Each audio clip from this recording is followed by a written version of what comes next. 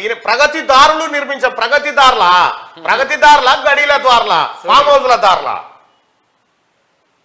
నీకు ఎక్కడిది? Harish Rao కందికాడ farm house ఎక్కడిది?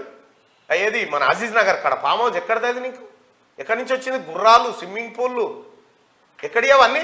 ఉన్న నర్సాపూర్ కాడ 550 ఎకరాలు ఎక్కడి నుంచి వచ్చినాయి ఇవన్నీ? ఖమ్మంలో 600 ఎకరాలు కొట్టేసినావు. తెలంగాణ రాష్ట్రం ఇక అధికారం పోతున్న టైంకి ఎక్కడి ఇవన్నీ? వీటి లెక్క తేలాలి ప్రజలారా.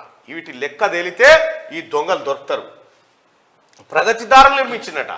ప్రగతిదారులు నిర్మించడం అంటే బడి కట్టడం, సార్లను పెట్టడం, దవాఖాన్లు పెట్టడం, డాక్టర్లను పెట్టడం, ఇది ప్రగతి. ఈ ప్రగతి మీకు చెప్తలేదా? నీ పిల్లగాడే సింగపూర్ ఈడ చదువు బాగలేదని సింగపూర్ ఆక్స్ఫర్డ్ యూనివర్సిటీలో చదివిపిత్తివి. నీ మామకే తొంటి తిరిగితే సర్కారు దవాఖాన్ల ట్రీట్మెంట్ దొరకదని చెప్పి ప్రైవేట్లో చెప్పిత్తి. ఇంకా నీ ప్రగతిదారులు ఏడా? 2014 కన్నా ముందు జిఎస్డిపి వృద్ధి రేటు 12%. మేము ఈ జిఎస్డిపి కథలు చెప్పకుర్రా భయ్. ఎందుకంటే ఇదంతా డ్రామా. పర్ క్యాపిటా ఇవన్నీ ఉత్తాయే. అప్పులను కూడా ఆస్తుల కింద చూపించి అభివృద్ధి జరిగిందని చూపిస్తున్నారు అంతే. మేము అధికారంలోకి వచ్చాక ఇంత పెరిగింది. 1,00,000 కోట్ల బడ్జెట్ 2.9 లక్షల కోట్లకు పెంచాం. మీరు పెంచలేరా నాయన? మీరు పెంచింది కరెక్టే. ఖర్చు చేసిరంటే ఖర్చు అడగకూడదు. పెంచడం లెక్కలైతే పెంచడం. భారతదేశంలోనే బడ్జెట్ కేటాయించి అతి తక్కువ ఖర్చు పెట్టే రాష్ట్రం తెలంగాణనే. ఇప్పుడు ఏంది? ఇప్పుడు సుదర్శన్ కు నీకు 1000 రూపాయలు ఇస్తున్నా పో అని చెప్పిన అనుకో, 1,00,000 ఇస్తున్నా పో, 1000 రూపాయలు ఇచ్చినా నువ్వే అనుకుంటావు నాకు 1000 రూపాయలు ఇచ్చిందని లెక్కలను రాసుకుంటావు. ఇచ్చేది ఎంత? ఆయనకు 500 300. ఈ తతిమే అడగొద్దు. చెప్పుడు మటుకే 1000, ఇచ్చుడు మాత్రం 300 400. ఇదే లెక్క ప్రజలారా. 2014 కన్నా ముందు జిఎస్డిపి గింతుండే మేము గింత చేసిన ఉంటాం. జిఎస్డిపిలు కాదు, నీ ఆస్తుల లెక్కది. ఫస్ట్ 35,000 కోట్లు ఇస్తామన్నా మోటార్లకు మీటర్లు పెట్టలేదట. ప్రజలారా, కాళేశ్వరం నీళ్లు అమ్మి మీటర్లు పెడతామని చెప్పినోడెవడు?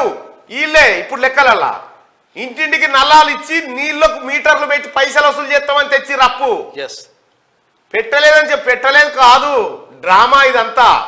ఇదే 35,000 కోట్లు ఇస్తామన్నా మోటార్లకు మీటర్లు పెట్టలేదని చెప్తారు కదా ప్రజలారా.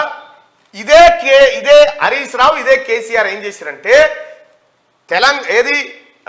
రూరల్ ఎలక్ట్రిసిటీ డెవలప్మెంట్ కార్పొరేషన్ కు 92 కోట్ల రూపాయల లోన్ కావాలని పెట్టింది. ఎందుకు అంటే మీరు ఇచ్చే 92 కోట్లతోని మీటర్లు కొనుక్కొచ్చి బావుల కాడ పెడతామని లోన్ పెట్టి, ఆ కాగితం నేనే బయట పెట్టాను, మీరు చేసుకోరు కావాలంటే.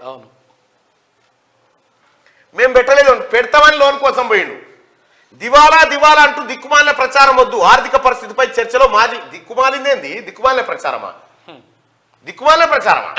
సిగ్గుందా ఏమన్నా చెప్పడానికి? ఇంకా ఆర్థిక విధ్వంసం, నేరగాళ్ళు మీరు నేరగాళ్ళు, చోర్ మీరు.